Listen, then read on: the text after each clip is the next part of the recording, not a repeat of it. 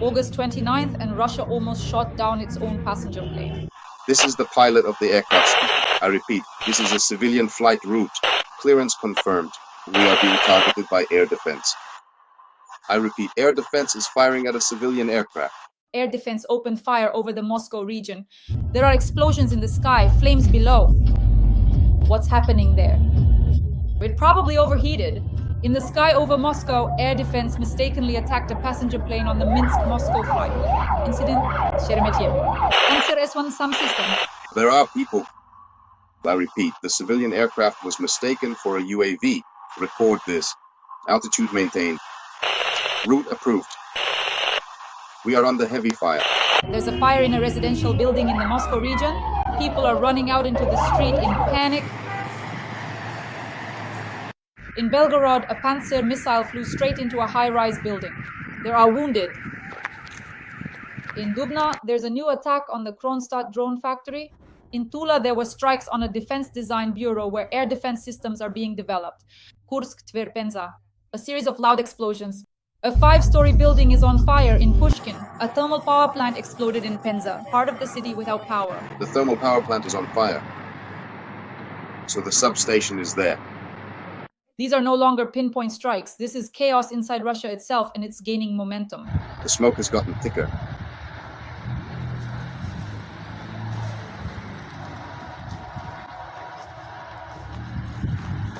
Across the entire territory of Russia, explosions, fires, and strikes. Moscow is in chaos.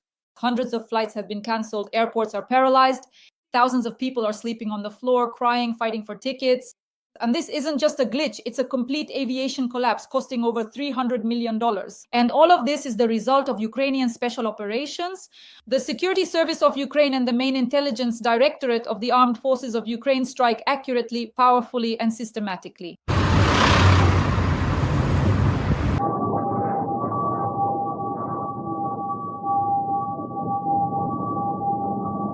Just as Israel has been doing for decades. Meanwhile, there are massive attacks on military airfields of strategic and tactical aviation. Sapsan, Ukrainian ballistic missiles, are striking Moscow and St. Petersburg. Drones are in action, strike teams are operating, saboteurs are at work. This isn't defense, it's a hunt. The armed forces of Ukraine are destroying Russia. Web-like operations are becoming a reality on Russian territory. Somewhere a warehouse is burning, somewhere equipment is exploding, somewhere generals are dying. And behind all this is a new military strategy. Right now, we'll discuss this with someone who knows how the Israeli army operates, how Mossad works, how special forces and command centers function under constant threat. On air is Grigory Tamar, a reserve officer of the Israel Defense Forces. This is going to be very powerful.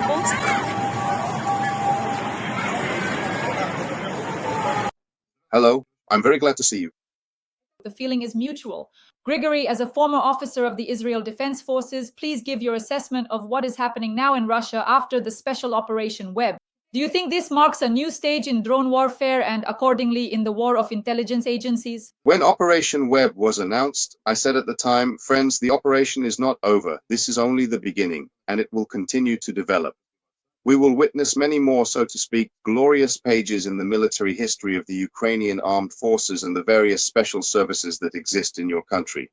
And what you have just described is simply the next stage of Operation Web. It is a part of it. Operation Web is not over. It has only just begun. It had a beginning. At the very least, the beginning is obvious to the general public. When it actually started, we don't know either, and it's unlikely we ever will. Maybe if in 20 years one of your distinguished officers writes a memoir, perhaps then we'll find out. In any case, as you quite rightly pointed out, Ukraine is demonstrating essentially the same thing that Israel demonstrated, that we are living in an era of different kinds of wars. Wars now unfold differently. They happen in a different way. But this era of brute force, which Russia relied on so heavily when it launched its large-scale aggression against your country, is becoming a thing of the past. No one fights the way they did during World War II anymore. Now we are witnessing a different methodology where essentially intelligence is valued above brute force, and this leads to results. Sometimes the reason for this is limited resources, as is the case with you. Sometimes the reason is certain political constraints, as we have here in Israel, but that's not what's truly important. The truly important thing is the ultimate result, that with these kinds of highly asymmetric responses, When a truly creative approach is effectively combined with very systematic and thorough planning, when significant intellectual and material resources are carefully invested in advance in meticulously planning the entire operation, in its comprehensive development, and in skillfully managing the ongoing operation, we can clearly see what this remarkable approach can ultimately lead to. And I want to point out that we still don't know what real damage this has caused on Russian territory. We don't know how many drones hit their targets, what they blew up, or what they didn't blow up. But even if not a single Ukrainian drone, I want to emphasize this, even if not a single Ukrainian drone reached any target, already now we can say that the Russian Federation is suffering enormous material losses. This is a very powerful blow to the prestige of the authorities. There are propagandistic and political consequences, and this is actually pushing the Russian economy to the brink of collapse. And that's even before we've counted the hits. I want to emphasize this point. Dear audience, please like this video.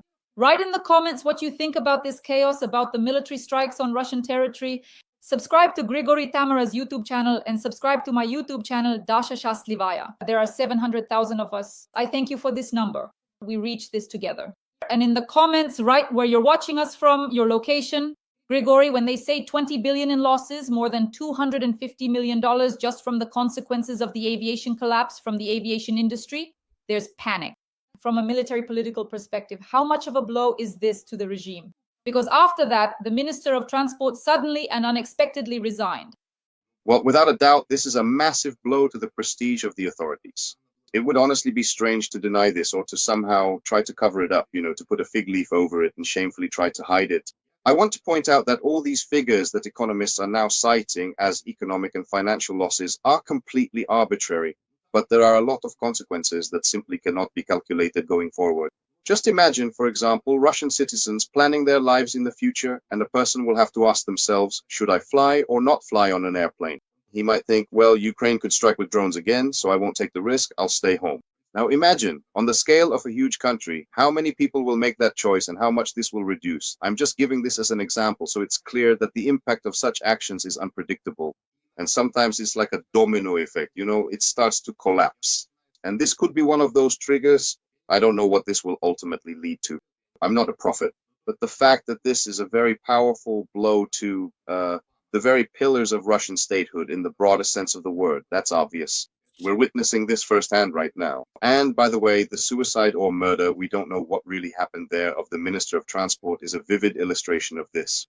And by the way, I want to tell you, every intelligence agency has its own professional style, its own traditions, its own professional characteristics, right? Take Israel, for example. They operate in certain ways, right?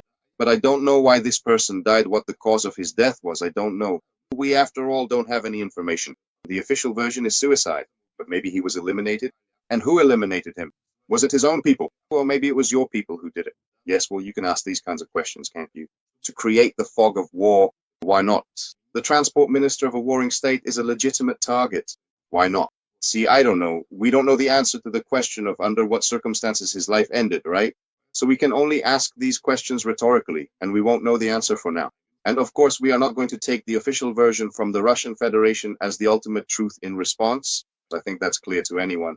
Yes, Grigory, there's already information circulating that this was a struggle between the Kovalchuks and the Rotenbergs, and one side won while the other lost. And as a result, the minister was eliminated. This version is now spreading widely in Telegram channels and opposition Russian media. Well, again, for now, I would treat all these versions as nothing more than just versions, because the very same people spreading them, believe me, don't have any more sources of information than we do. I say this with full responsibility. That's it. As for,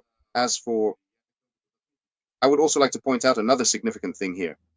When the devastating war initially started, well, everyone abroad, absolutely everyone, was in complete and utter shock. No one expected it, no one believed it, and so on. And I remember very well, at noon on February 24th, I wrote an open letter to Russian officers, which was circulated on social media, calling for an immediate end to the criminal war, to stop the aggression. I appealed to their professional duty, to their professional conscience, to universal human values, and so on. In response, so to speak, I received a huge wave of mockery and ridicule, and they said, in 3 days we'll be in Kiev, so come visit us in Kiev then, we'll have a drink, and then we'll discuss everything.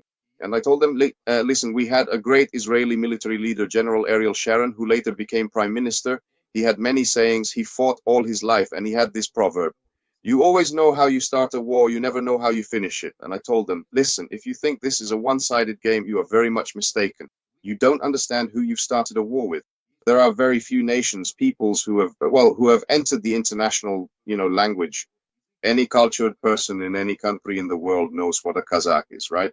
If you say Kazakh to an American, if he's well read and educated, he'll understand, even though it's not an English word. So there are very few like that. Well, for example, with the Japanese, there's samurai, right? Let's say, but there aren't many such examples. And I tell them, you're starting a war with Kazakhs. Do you even realize what you're doing? Don't you understand? After all, the war will come to your own home. It's only a matter of time before you get a response. And so when at some point, I don't even remember exactly when, maybe a year or a year and a half ago, Ukrainian drones started flying into Russian territory, they were like, but why us? What do we have to do with it? Meanwhile, we've been bombing Ukrainian territory for 30 years, wiping settlements off the face of the earth. But what? It's allowed to hit us too. We can get hit as well? That wasn't part of the deal. You see what I mean, right? They didn't make that kind of deal with Putin because Putin promised them something completely different. Putin promised them Kiev in 3 days. That's it. And of course, I want to tell you, all your successes in this war are the result of a competitive advantage, namely the quality of your soldiers, your people, compared to the Russians. Just recently, I had a recording on my channel. It hasn't been published yet, but this material will be released in the next few days. A Ukrainian officer spoke, and he described this evolution, how, from the ground up, they learned to defeat the Russian army not by numbers, but by skill, because it was impossible to outnumber them. And all your achievements look, for example, at the Black Sea Fleet. Your country, which doesn't have a combat fleet, has neutralized the Russian Black Sea Fleet as a fighting force, driven it into harbor, and now it has no decisive significance. By using completely new tactical methods in ways that no one has ever fought at sea before. Basically, Ukraine is a landlocked country. It has no history of a naval fleet. That only emerged during this war. As for intelligence services, you are now demonstrating a level that matches the Israeli intelligence agencies, which are considered the best in the world. You are doing this just as well as we do. The results are impressive. And this is not the end yet. So, when people were making predictions, counting the number of divisions, the number of tanks, it's all a bit like how the Israelis defeated the coalition of Arab countries and the Soviet Union in the Six-Day War, even though those forces outnumbered Israel by 7, 8, sometimes even 12 times, depending on the metric. So, as they say, you have to fight not with numbers, but with skill. By the way, this was said by a Russian commander at the UN. It was his opponent. Grigory, a new negative record. In the past 24 hours, Russia has launched more than 740 drones and missiles at Ukraine. This is the official statistic from the General Staff. And in general, when you talk to military analysts, everyone says that Russia has greatly increased its production capacity and that it will attack 2 or 3 times a week with more than 500 drones on a regular basis. And Magyar has officially stated that we must be prepared for 1,000 drones per day launched from the territory of the Russian Federation. In other words, missile and drone terror. I'd like to ask you, how can this be countered? Does this mean we need to increase the number of mobile groups, use interceptor drones to take down Russian drones, or should we carry out systematic, ongoing ballistic and drone attacks on Russian territory to turn their lives into a nightmare? What do you think? As a military historian, I'd like to give you a few compelling historical examples. Back in those days, when Hitler tried to relentlessly crush the British Empire, he subjected many English cities, and London especially above all, to a brutal aerial terror campaign, and he truly tried to break the very spirit of the British people. Churchill then addressed the entire nation with a rather interesting and significant message. Well, it's a democratic country after all, so constructive feedback is certainly expected and indeed welcomed.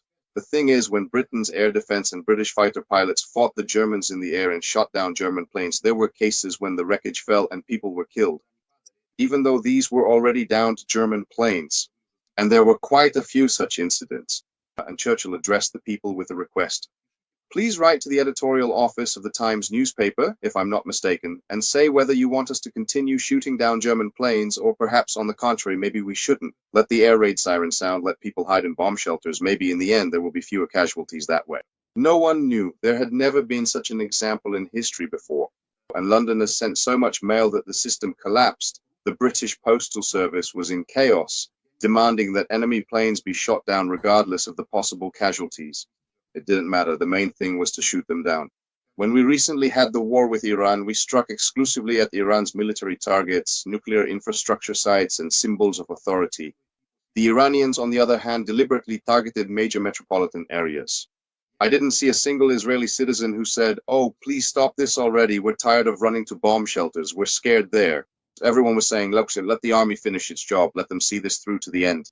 I am certain that the citizens of Ukraine are in no way, in this regard, any less persistent in their determination, their will to win, and their desire for independence than the examples I mentioned earlier. As for the effective means of resistance, you are absolutely and entirely right.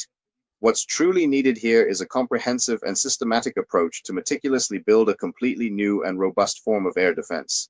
Let me tell you, when the war began for us on October 7, 2023, and then on October 8, the very next day, Hezbollah attacked us from Lebanese territory. They started actively using drones. We had never seen such large-scale use of drones against our territory before that moment, and to some extent, this caught us off guard. And there were significant casualties. The house of Prime Minister Benjamin Netanyahu was attacked by a drone. Fortunately, no one was hurt. He wasn't there at the time.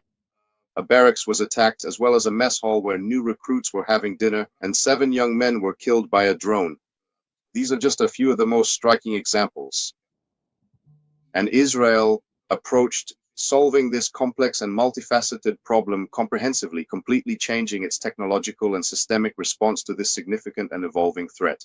So when the Iranians recently tried to attack us with drones, they launched 100, but only 1 drone reached Israeli territory and hit a single civilian building.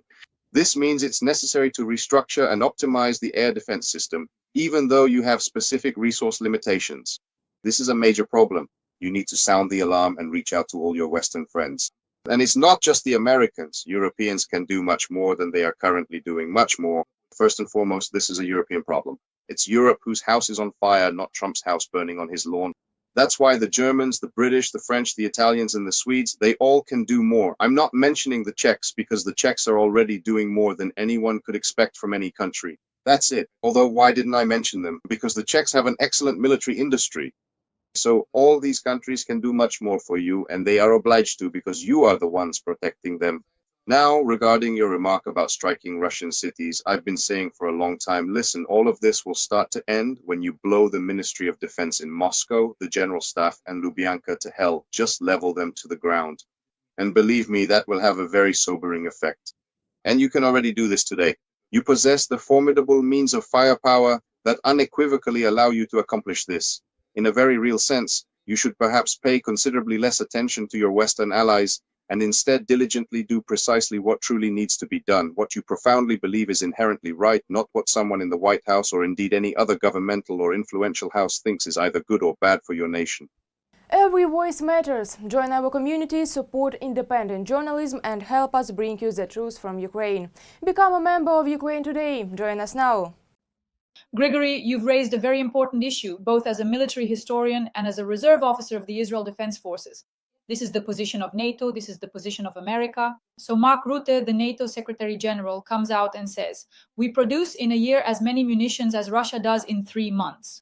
And we simply don't have enough capacity. And now Trump has turned the whole process of transferring Patriot missiles to Ukraine into, I don't know, a whole series. It's just unbelievable. First, Hexo blocked it, then they blamed the Pentagon, then Trump came out and said, no, we will provide them. Before that, he spoke with a journalist whose husband is fighting.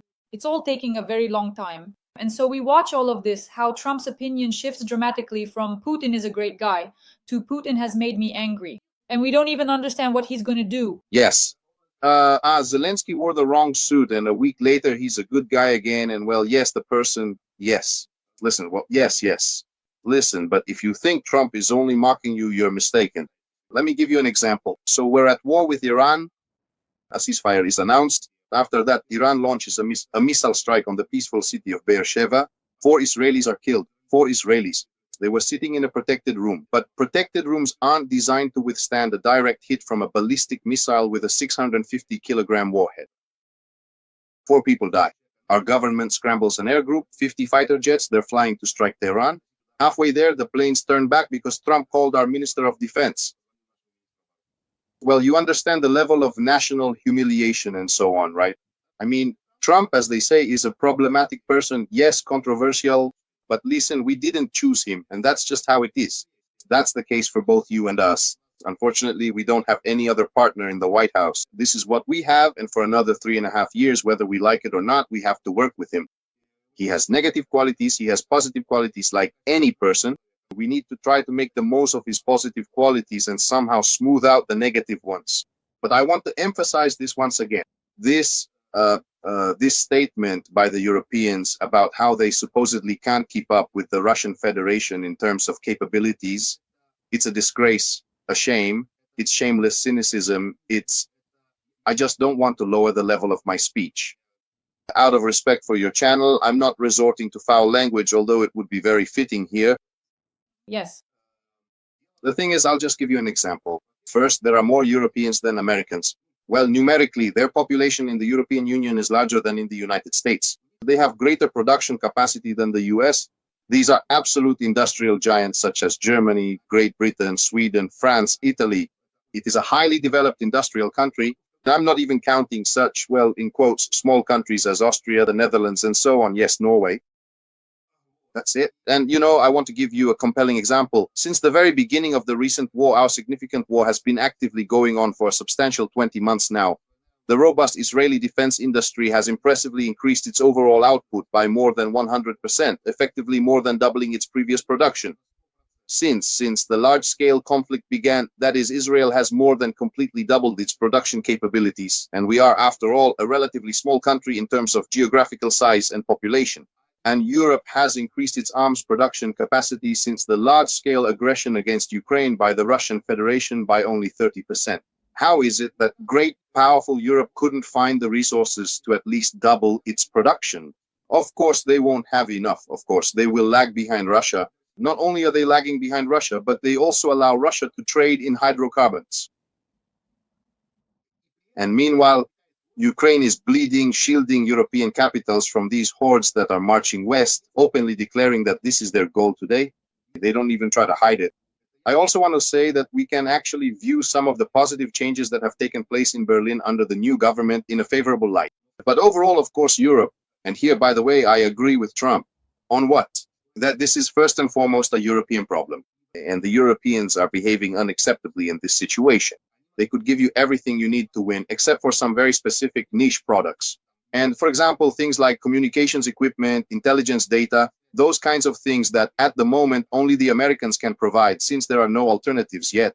But overall, everything else, aviation, air defense systems, maybe not the entire range, but the vast majority, as well as the necessary armored forces, artillery, and various other systems. So in other words, if the goal had been set, well, again, you have to understand they have other problems in Europe. Europe is gradually turning into an Arab caliphate. Well, I understand, who created this problem for them? They created it themselves. Right now, there are two strategies. Trump's strategy is to first sit down at the negotiating table and make a deal with Putin. But what can you even negotiate about with terrorist number one? And strategy two is to fight, win, and essentially push out to the borders of 1991. And now former Defense Minister Reznikov has said that Ukrainian society is ready for a long and exhausting war until victory. This is very important. Grigory, considering Israel's experience, how do you think Ukraine can achieve victory today? In other words, we fought, but ultimately we won, and our goal was to destroy Putin and his army. You see, the thing is, when citizens in Israel or Ukraine look at their wars, it seems to them, as the saying goes, that the world revolves around them. But that's not entirely true. Just look at what Trump is trying to do now in the Middle East. And I ask you to pay close attention now, because this is directly related to the Ukrainian issue. Right now, he is building a certain structure in which, for the first time in a long while, Israel is not the main pillar for the Americans. It's important, but not the main one. The main pillar is Saudi Arabia. And so, onto this core of Saudi Arabia, he is stringing together all the other elements of this structure. He's trying to write. This includes Israel, the United Arab Emirates, Egypt, Jordan, Syria, Bahrain, and Qatar. That's what he'd like, right? And Morocco, and eventually in the future, Azerbaijan, and so on. He wants to bring all these countries into the so-called Abraham Accords. As of today, at this very moment, the countries included in these accords are Israel, the United Arab Emirates, Bahrain, and Morocco. He wants to expand this and give Saudi Arabia a leading role. Now, who is Israel's main partner in the world after the United States? After the United States, Israel's main partner is India, our most important geopolitical partner. And so I look at this and ask myself, this whole structure that he then wants to unite with India, what is he building it for? Is it because he just wants to play with building blocks? He is building this with one single goal and purpose, to direct it against China. And when I say directed against China, I don't mean like Putin to send tanks forward. I mean a completely different formula, economic, geopolitical pressure, and so on. So for him, the overarching goal is the struggle against China. I want to emphasize not war, but struggle. Within this paradigm, Russia is only important to him in the sense that it is an ally of China, and it is crucial for him to pull Russia away from China.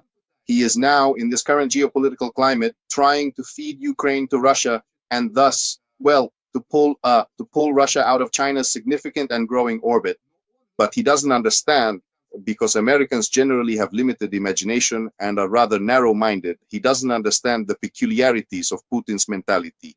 He thinks that if he offers Putin a very generous, indeed a truly substantial and significant gift, something of immense value and considerable benefit, and then subsequently demands some relatively minor and easily agreeable concessions from Putin in return, then Putin, well, logically and quite reasonably, since he is being offered so much and stands to gain a great deal, will undoubtedly agree to the terms. But Putin is a person of a different mentality. He can't agree even to these minor concessions. That's why the idea that you can make a deal with Putin on terms convenient for him is a bluff. It's impossible. Putin is incapable of making these compromises, just as Hamas is incapable of making compromises. This is the very nature of terrorist organizations. That is precisely why I firmly believe that, in the ultimate conclusion, all these extensive negotiation processes and their associated attempts will inevitably burst and dissipate just like a fragile soap bubble. It's only a matter of time, and I believe it won't take much time because Trump doesn't have much patience. And at the very moment when it all truly bursts, then Trump will really undoubtedly fly into a rage and, yes, decisively give Ukraine what it currently lacks to win in terms of essential weapons. But that's simply not enough to truly win. It's not nearly enough for you to just acquire a substantial amount of weapons right now. You currently have one significant problem that neither Donald Trump nor the entirety of Europe can effectively solve for you. This is your internal problem, and you will have to solve it yourself. The primary reason why the Russian forces are still not in the capital city of Kyiv is that when your nation was brutally attacked, your courageous people bravely stood up to the death for their cherished freedom and valiantly fought in a truly remarkable and unexpected way that no one in the entire world ever expected could even possibly happen. 3.5 years have passed. To a large extent, the population, the people, have lost trust in the authorities and lost their motivation to resist. Right now, your government needs to come out to the people and completely reconsider this form of relationship so that people once again feel that they need to join the army, that they need to continue defending their country. If this doesn't happen, no matter how much weaponry you are given, it won't help because it is the people who win, not the weapons. So we need new processes in mobilization or a contract-based army. What do you think about this? No, a contract army will not solve your problem. It has never solved it. That's a separate discussion. By the way, I conducted research on this topic, and I am a strong opponent of having a contract army in Israel. And those who talk about a contract army have no idea what they're talking about. A contract army is suitable for those states that are not engaged in large-scale wars. I'm not just talking about mobilization right now. Mobilization is just a part, merely a fragment of the problem I'm trying to highlight for you now. I'm talking about a broader perspective on this process. There was a war in Israel just recently. People were eager to get to Israel. There was a rescue operation to bring back those 150,000 Israelis who were abroad. No one was trying to leave Israel. Do you understand? I'm not saying this to imply, oh, how wonderful the Israelis are. Let's all give them a round of applause. I'm simply describing this as an example. And I know personally what was happening in Ukrainian society when the war began. Those lines at the military enlistment offices, which everyone saw all over the world, those people who were eager to get to the front and were ready to tear the occupier apart with their bare teeth.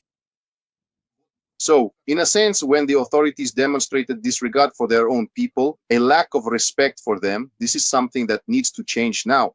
The authorities need to find the inner strength to address the people in a humane way and convey the necessity of continuing to resist. You have the government that you have. You chose it yourselves. No one appointed it to you from the outside. This is the government you have, and for now you won't have another one. So with this government, something needs to happen for change to occur. Grigory, do you see that Russia still has the capacity for offensive operations? Because we can see that the summer offensive campaign is in full swing. When talking to Ukrainian military analysts, they say that there will also be a serious new phase of strikes in the fall. And in general, how long do you think the Russian war machine is prepared to keep fighting today? So are we facing a very long, exhausting war that could last several more years, or maybe even up to a decade?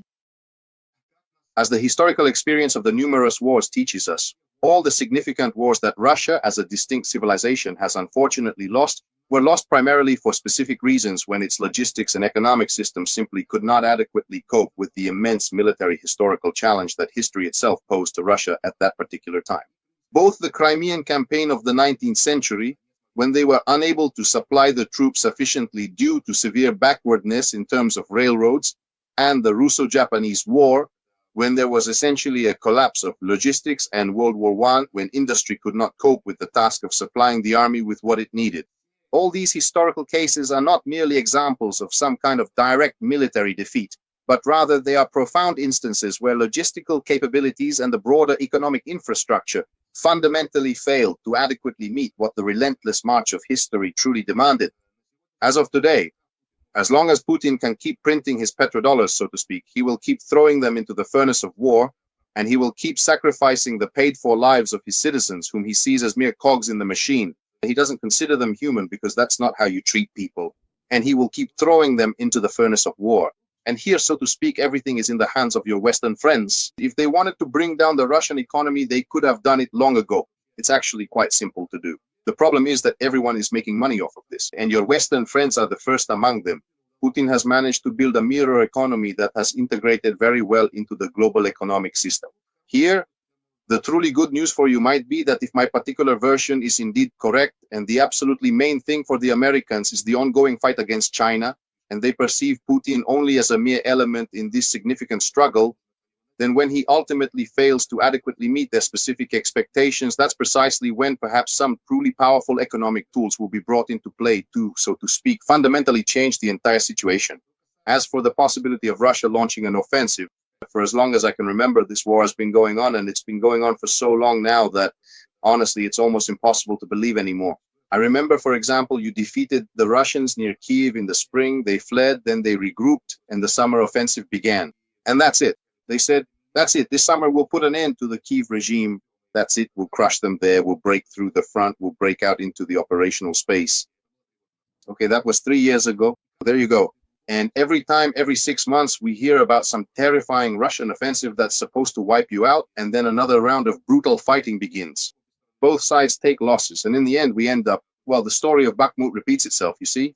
When for a small town that had no significance at all, and back then, people explained to me, no, you don't understand. Once Bakhmut falls, everything will collapse for them. Their front will crumble, will break through, come in from the flank, from the rear, from above, from below. That's it, basically. But we didn't. I said, listen, are you idiots? What are you doing? What are you doing? People don't fight wars like this. I mean, what is this supposed to be? And, you know, I want to tell you as a military historian, I devoted a lot of effort at one time to trying to understand what happened on June 22nd, 1941. How did Stalin build such a massive machine, so many tanks, planes, artillery, personnel, and yet it all collapsed like a house of cards? That's it. And, you know, I read one expert, then another, this theory, that theory. But I understood everything on February 24th. Everything can be explained in one sentence, because they are idiots. You see? Idiots, that's what they are. That's how they fought throughout their entire history. And they fought without any regard for human life, throwing people into the furnace of war, not sparing resources. Resources, as they say, God didn't deprive them of. That's it. That's all there is to it. That's the whole, entire, and complete secret. And the only effective and viable way to truly counter this overwhelming and brutal force is with superior qualitative attributes. Intellectual, strong motivational drive, extensive and rigorous training, exceptional qualifications, and advanced technical means. If, so to speak, your esteemed Western partners' generous assistance and support truly allows for it. Grigory Tamara, Reserve Officer of the Israel Defense Forces. That was very powerful. Grigory, thank you, and I hope to see you again soon on my YouTube channel. Friends, please like this video, subscribe to Grigory Tamara's YouTube channel, and to my YouTube channel, Dasha Shaslivaya. Grigory, thank you very much. All the best. I wish you victories.